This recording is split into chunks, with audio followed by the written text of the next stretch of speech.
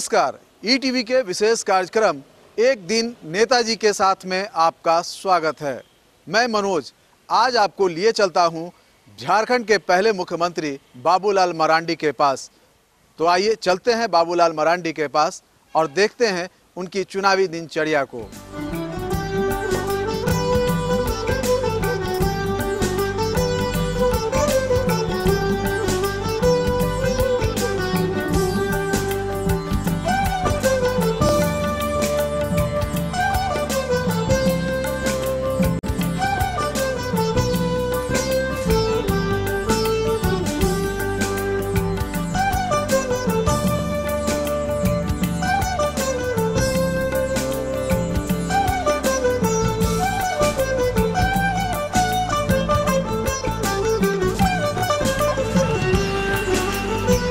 अभी हम खड़े हैं बाबूलाल जी के पर्सनल किचन में। यहाँ पे उनका नाश्ता तैयार हो रहा है सुबह का। आप देख सकते हैं जो बाबूलाल मरांडी जी की पत्नी हैं वो खुद नाश्ता तैयार कर रही हैं। क्या कुछ पसंद है बाबूलाल जी को? खाली दाल सब्जी, दाल चटनी वही सब पसंद करता है, ज़्यादा यही सब खाता है, हर कुछ नहीं। अच्छा, चुनाव के समय जब वो लगातार बाहर रहते हैं, उनका ज़्यादातर समय बाहर गुजरता है, तो घर का खाना कितना मिल पाता है, कैसे उसको मैनेज करती हैं? इसी के लिए हम लोग नहीं बनाते हैं। हम लोग जितना आदमी यहाँ पर है, पोता है, बहू है, बेटा है, ये स्टाफ है, इसी के लिए बनाते हैं। आप अपने हाथ से तैयार करती हैं? उनका सुबह का नाश्ता आपके हाथ का बना हुआ? हाँ, अपना हाथ से बनाते हैं सुबह नाश्ता के लिए। और शाम में रात भी आ जाएगा तो हम भी बनाते हैं। उनको इसके अलावा नाश्ते में जो आपने चटनी और सब्जी और रोटी बताई, इसके अलावा उन्हें और क्या क्या पसंद है? रात का खाना किस तरह का होता है उनका?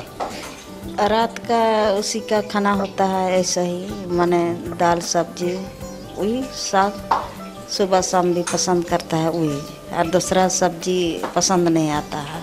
इसीलिए हम लोग को साग बनाते हैं, शाम को भी सुबह भी बना देते हैं, यही पसंद है, और दूसरा चीज़ नहीं खाता है। अच्छा, चुनावी सभा में जब निकलते हैं, जैसे अभी अब थोड़ी देर में वो निकलेंगे यहाँ से, तो रास्ते में खाने के लिए भी कुछ बना कर देती हैं कि घर का खाना उन्हें मिले? और कहाँ भी नहीं खाता है, रास्ता में कुछ नहीं खाता है, कहाँ घर में अपना घर में खाएगा और फिर लौट आएगा यहीं पर खाता है, कहाँ भी नहीं खाता है दूसरा में। तो रास्ते के लिए कुछ नाश्ता भी बना कर देती हैं क्या? यहाँ से नहीं बना करके नहीं भेज देते हैं, लेकिन वहाँ ऑफिस में रहता है तो अपना डेरा में वहाँ से मैंने भेज देता है। सुबह नहीं खाता है तो भेज देता है, और हम लोग तो यहीं पर आ जाता है तो हम खिला देते हैं। उसी के लिए नाश्ता के लिए, रास्ता में खाने के लिए नहीं भेज देते हैं। तो इस तरीके से देखते हैं कि बाबूलाल जी को नाश्ते में खास करके अगर हम बात करेंगे तो टमाटर की चटनी, सब्जी और रोटी पसंद है। और जहाँ तक दिनचर्या की बात है तो पूरे दिन चूँकि वो बाहर रहते हैं तो ऐसी स्थिति में वो खाना जो है कोशिश करते हैं कि घर का ही खाएं, बाहर खाना नहीं खाएं। और इस सारे चीज़ों को लेकर के यहाँ पे उनकी पत्नी विशेष ख्याल रखती है, अपने हाथ से सुबह का नाश्ता कम से कम बना कर देती हैं ताकि घर का खाना खाकर वो निकले। और फिर जब रात में लौटते हैं तो सारे परिवार के लोग एक साथ बैठ कर खाते हैं, और उस समय जो है घर का ही खाना पत्नी खुद अपने हाथों से तैयार करती है और उन्हें परोसती है। तो ये इनके खाने का दिनचर्या। आइए देखते हैं आगे वो क्या कुछ करते हैं।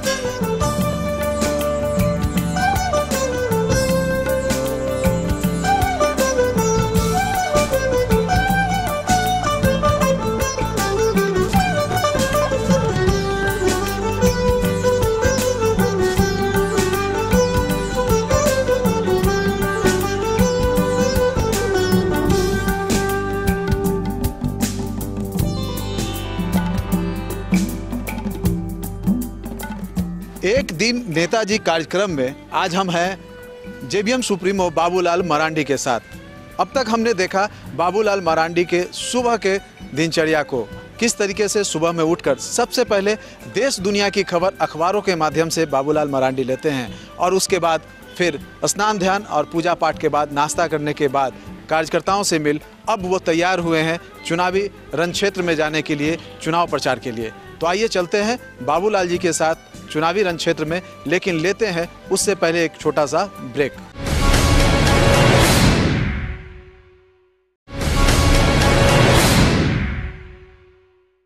ब्रेक के बाद स्वागत है। एक दिन नेताजी के कार्यक्रम में आज हम हैं झारखंड के पहले मुख्यमंत्री और जेवीएम सुप्रीमो बाबूलाल मरांडी के साथ। अभी निकल चुके हैं बाबूलाल मरांडी रण क्षेत्र में, वहाँ चुनावी सभा को संबोधित करेंगे और कार्यकर्ताओं के साथ भी बैठक करेंगे, मुलाकात करेंगे। तो आइए हम इन्हीं से जानते हैं कि क्या कुछ है आज का कार्यक्रम और आगे की क्या रणनीति है। बाबूलाल जी, आप निकल चुके हैं रण क्षेत्र में, क्या कुछ आज का है कार्यक्रम? किस तरीके से मतदाताओं को अपने पक्ष में करने के लिए किस तरीके से करेंगे? अभी तो मैं पलामू जा रहा हूँ, भावनाथपुर विधानसभा में जा रहा हूँ और एक सभा को संबोधित करना है। और कि जो चुनाव में जो हम लोगों के जैसे लोगों का जो काम होता है उसी काम को मैं कर रहा हूँ। जनता से हम अपील करते हैं कि भाई आप हमें वोट दीजिए, क्योंकि इस वक्त जो भी लोग वोट देंगे तो अगले 5 साल के लिए सरकार बनेगी। तो मैं लोगों से यही कहता हूँ कि भाई अगले 5 साल के आप सरकार बनाओगे तो फिर पिछले 14 वर्षों को ज़रूर याद कर लेना, क्योंकि 14 वर्षों में जिस प्रकार से लोगों ने इस राज्य में सरकार बनाई, बीजेपी हो, कांग्रेस हो, जेएमएम हो, आजसू हो, राजद हो, यानी सभी पार्टियों ने मिल करके बारी बारी से इस राज्य में सरकार बनाई और राज्य को लूटा भी और लुटाते भी रहे। तो हमने जनता से यही अपील करते हैं कि भाई आप अगले 5 साल के लिए चुनेंगे सरकार तो अच्छा सेवक चुनना, ईमानदार सेवक चुनना, काम करने वाले सेवक चुनना। और हम तो किसान के बेटे हैं, काम करने वालों में से हैं, खेतों में हल भी चलाते हैं, कुदाल भी चलाते हैं।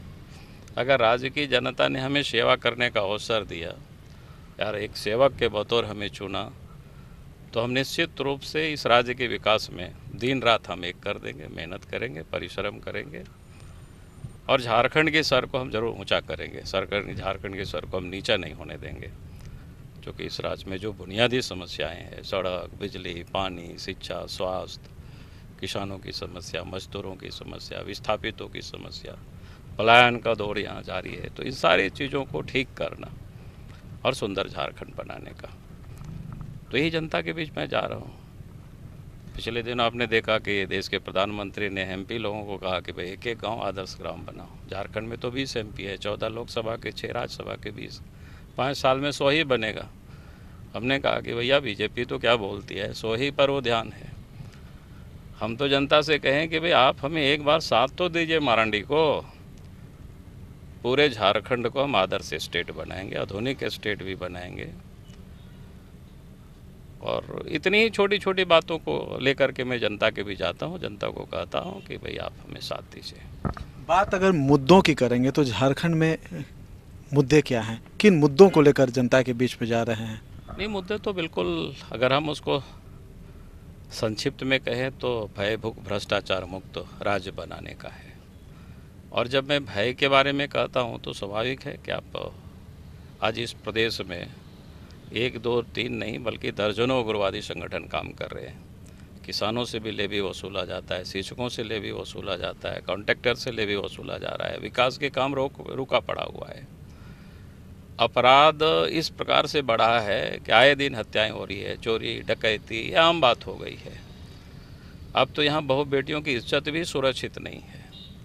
अगर पूरी रिकॉर्ड आप देखेंगे तो कोई सरकार ऐसा नहीं है जिसमें कोई कमी दिखता हो, बल्कि लगातार उसमें भी बढ़ोतरी होती चली गई। लगता है वहाँ भी प्रतिस्पर्धा हुई है। तो हमने कहा कि भाई झारखंड को अपराध मुक्त प्रदेश बनाएंगे, अपराधियों को जेल में डाल देंगे। आप एक बार मौका तो दीजिए हमें। दूसरा, जब मैं भूख की बात करता हूँ तो मैं इतना जरूर कहूँगा, गरीबी उन्मूलन की जितनी भी कार्यक्रम है उसको हम सख्ती से लागू करेंगे इस राज्य में, ताकि गरीबों को तक वो योजना पहुंच सके, गरीबों को उसका लाभ मिल सके। और गरीबी को दूर करने के लिए विकास की जितनी भी योजनाएं होती है, उसके जो कारक होते हैं, सड़क है, शिक्षा है, स्वास्थ्य है, बिजली है, पानी है, तो ये जो बुनियादी सुविधाएं हैं ये लोगों तक पहुंचाना, जैसे गाँव तक सड़कें पहुंचाना। हमने कहा कि भाई 2 साल के अंदर में हर घर को हम बिजली पहुँचा देंगे, हर घर को हम प्रकाशित करेंगे, अंधेरा नहीं रहेगा घरों में। और फिर हमने कहा कि भाई किसानों को विशेष ध्यान देना, कि आज आप देखते होंगे किसान कैसे तड़प रहे हैं, महंगाई की मार से किसान परेशान है। लोकसभा चुनाव के समय तो मोदी जी ने कहा था कि महंगाई कम कर देंगे। अब महंगाई कम नहीं हुआ, बल्कि इस बार आलू का जो बीज है वो 35, 40, 45 रुपया किलो बाज़ार में बिक रहा है। पिछले साल तो 12-15 रुपया किलो था। हमने किसानों के लिए कहा है कि सिंचाई की सुविधा भी उपलब्ध कराएंगे और प्रत्येक ज़िला में कोल्ड स्टोरेज भी बनाएंगे, ताकि किसान उत्पादन करे, उसकी ठीक प्रकार से रख रखाव हो और उनका वाजिब दाम किसानों को मिल सके। सस्ते दरों पर किसानों को ऋण भी उपलब्ध कराएंगे, नई टेक्नोलॉजी भी, नई तकनीक भी उनको उपलब्ध कराएंगे, ताकि हम चाहते हैं झारखंड को एक ऑर्गेनिक स्टेट बने, ताकि यहाँ पर जो रासायनिक खाद के प्रयोग से ज़मीन धीरे धीरे कमज़ोर ना पड़ जाए। और फिर उसकी एक बड़ी महत्व है।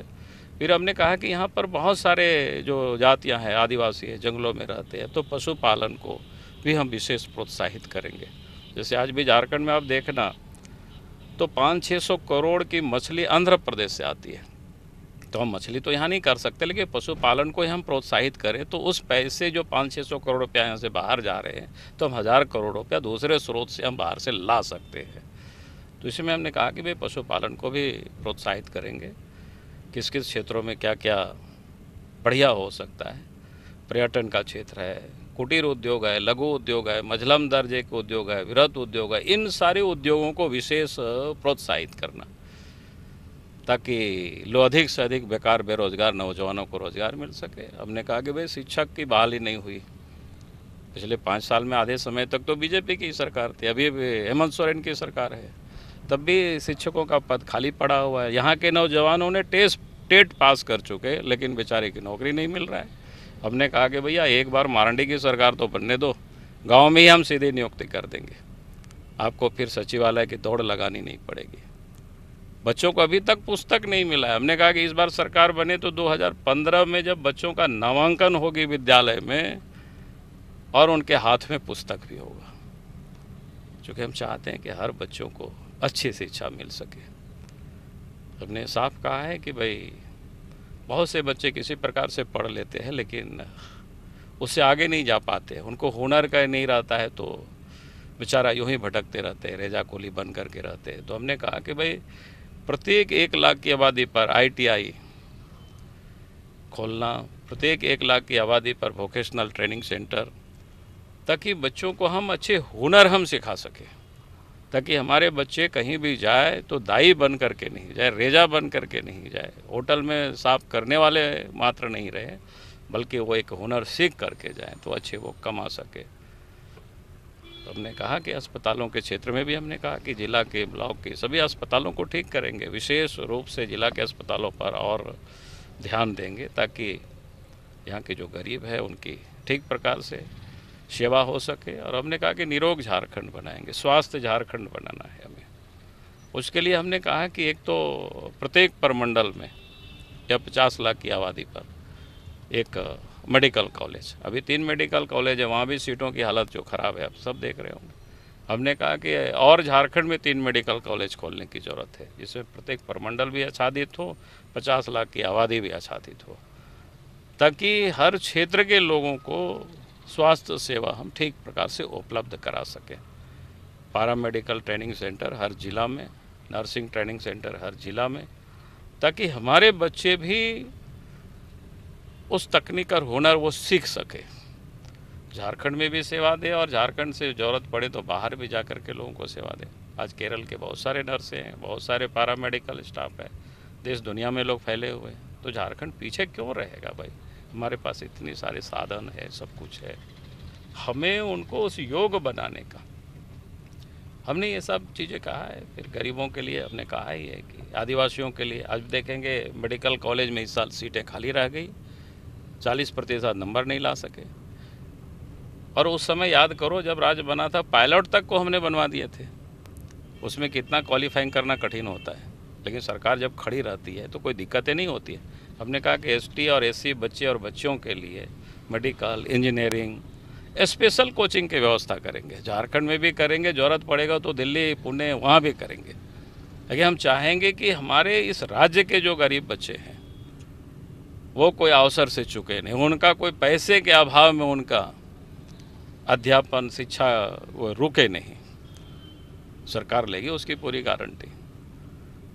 तो इस प्रकार की कई एक योजनाएं हैं हर क्षेत्रों में। हमने महिलाओं के लिए, खिलाड़ियों के लिए हमने कहा कि भाई एक तो खेल पुलिस बटालियन का गठन करेंगे ताकि 800-900 लोगों को जॉब भी मिलेगा, और खेल के प्रति जो हमारे बच्चे जो इधर उधर दौड़ते हैं वो दौड़ेंगे नहीं। और झारखंड खेल का बड़ा पोटेंशियलिटी यहाँ पर, तीरंदाजी भी अच्छे लोग हैं, हॉकी के भी अच्छे हैं, क्रिकेट में भी अच्छे हैं, सिर्फ उनको अवसर उपलब्ध कराने की।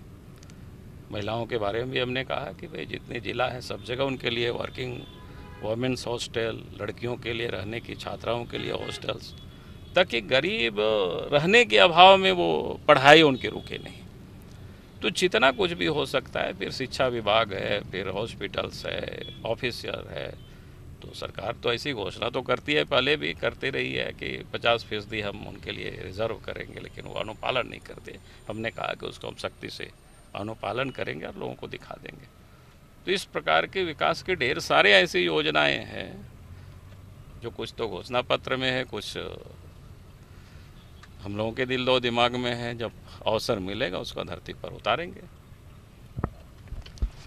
तो इस तरीके से आपने सुना कि किस तरीके से ये झारखंड की सूरत संवारने की कोशिश करेंगे।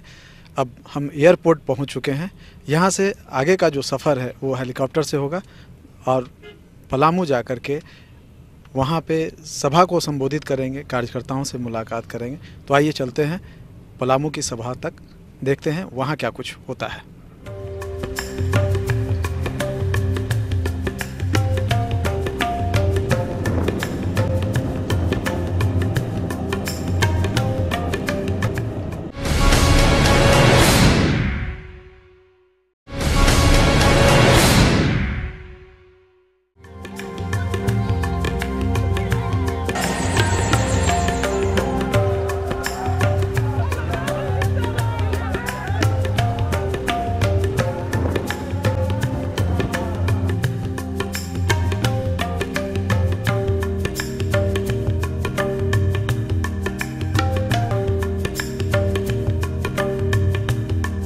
मैं आप सब लोगों से यही कहने के लिए आया हूं। आपके सामने रामचंद्र केसरी जी यहां उपस्थित है। 40 वर्षों से राजनीति में, जिस वक्त हम इस प्रदेश के मुख्यमंत्री थे उस वक्त ये भी हमारे साथ मंत्रिमंडल में मंत्री थे। आज तो इस प्रदेश में सरकार के संरक्षण में अपराध हो रहा है, बहु बेटियों की इज्जत सुरक्षित नहीं है। और इसीलिए मैं भाई और बहनों में आप सब लोगों से यही कहने के लिए खड़ा हुआ हूं, हमें अपराध मुक्त झारखंड बनाना है, अमन चैन झारखंड में लाना है। उसके लिए आपका साथ और सहयोग चाहिए। यही मैं निवेदन करने के लिए आया। आज इस प्रदेश में गरीबी है, पिछड़ापन है, अशिक्षा और अंधकार है, कैसे दूर होगा। आज इस राज्य में गरीब तो बेचारा यहां से पलायन कर रहे हैं, रोजगार की तलाश में लोग बाहर जा रहे हैं, भूखे मरने की स्थिति में है, कोई उनको देखने वाला नहीं है। हमने कहा कि झारखंड में झारखंड विकास मोर्चा को साथ देना, बाबूलाल मरांडी को साथ देना, गरीबी उन्मूलन का जितनी भी कार्यक्रम है उसको सख्ती से इस राज्य में लागू करेंगे। पंचायत को अधिकार देंगे। इस राज्य में जितने भी जो कार्यक्रम है, चाहे वो गरीबों को इंदिरा आवास हो, चाहे गरीबों को वृद्धावस्था पेंशन हो, चाहे गरीबों को राशन कार्ड हो, लाल कार्ड हो, अगर कोई उपलब्ध कराएगी।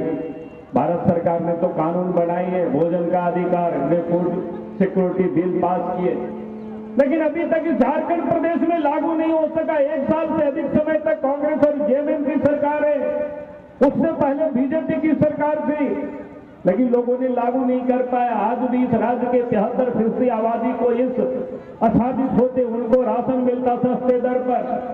हमने कहा कि आपका साथ और सहयोग मिला तो इसको कड़ाई से लागू करेंगे। कोई भी झारखंड में 14 एमपी है, 14 लोकसभा के एमपी है, 6 राज्यसभा के, 20 एमपी है। प्रत्येक साल 20 आदर्श ग्राम बनेगा। 5 साल में कितना बनेगा? 100 आदर्श ग्राम। झारखंड प्रदेश में 29,000 गांव है। उन 29,000 गांव के लोगों ने कौन सा कसूर किया है कि वहां आप आदर्श नहीं बनाएंगे, वहां बिजली नहीं पहुंचाएंगे, वहां सड़क नहीं पहुंचाएंगे, वहां शिक्षा की अच्छी व्यवस्था नहीं करेंगे। हमने कहा कि ये मोदी जी ठगते हैं, मरांडी जी ठगेंगे नहीं, आपके बीच रहने वाला है। हम मैं आपको ये कह करके जा रहा हूं, अगर आपने हमें साथ दिया, सहयोग दिया, तो पूरा झारखंड को स्मार्ट स्टेट बना देंगे। आदर्श भी होगा, आधुनिक भी होगा, दुनिया देखेगी इस झारखंड को। लेकिन आपका साथ चाहिए। मैं यही कहने के लिए आज मैं आपके बीच में आया हूं। हम चाहते गांव सुंदर हो, हम चाहते गांव तक सड़कें हो, घरों तक बिजली हो, हर बच्चों की पढ़ने की अच्छी व्यवस्था हो, कोई रोग ही नहीं हो, निरोग झारखंड बने। इसलिए मैं आज आपके बीच में इस पर हम नहीं बताएंगे, विदेशी कानून की तरफ बांधे हुए। और आज बीजेपी वही भाषा बोल रही जो कांग्रेस की भाषा है। जिन लोगों ने लूटा है वो लूटने की फिर से लोगों को शहीद को बैठा देंगे। मैं यही कहने के लिए आया और इसीलिए मैं आज आप सब लोगों से कह रहा हूं, भाई कैसे चलेगा इसे? ऐसे लोगों से कैसे करप्शन समाप्त होगा? काला धन नहीं लाए। बाबूलाल मरांडी जिंदाबाद, जिंदाबाद, जिंदाबाद।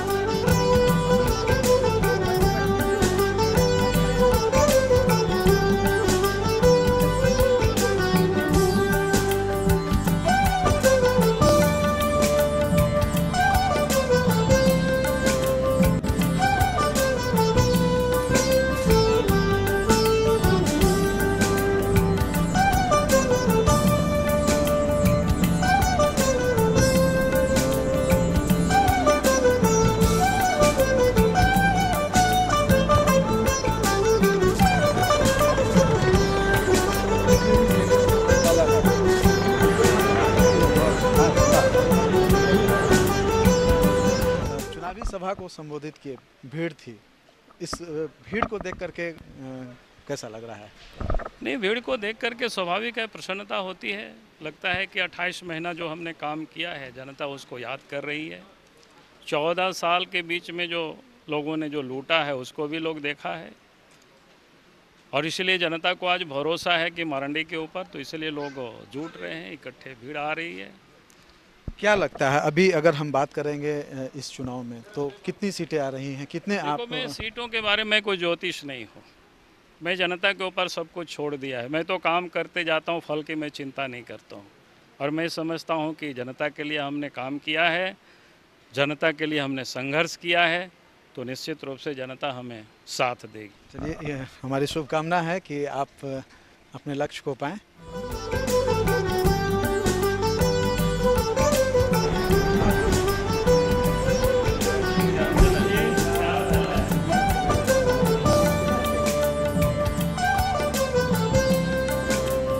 नेताजी के साथ एक दिन कार्यक्रम में आज हमारे साथ थे झारखंड के पहले मुख्यमंत्री बाबूलाल मरांडी। हमने अहले सुबह से लेकर देर रात तक की उनकी दिनचर्या को देखा। इस एपिसोड में इतना ही। अब हमें दीजिए इजाज़त। अगले एपिसोड में हम फिर होंगे किसी नए नेता के साथ, उनके चुनावी दिनचर्या के साथ। नमस्कार।